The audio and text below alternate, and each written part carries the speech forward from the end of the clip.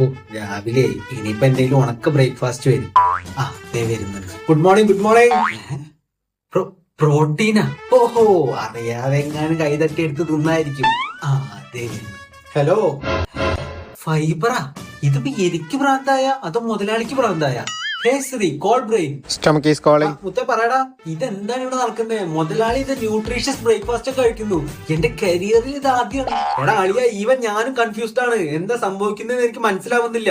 കഴിഞ്ഞ 5 മിനിറ്റായി ഞാനിത് ക്രാക്ക് ചെയ്തോണ്ടിരിക്കുക. നമുക്കൊരു കാര്യം ചെയ്യാം, ടെങ്ങിനോടൊന്ന് ചോദിച്ചു നോക്കാം.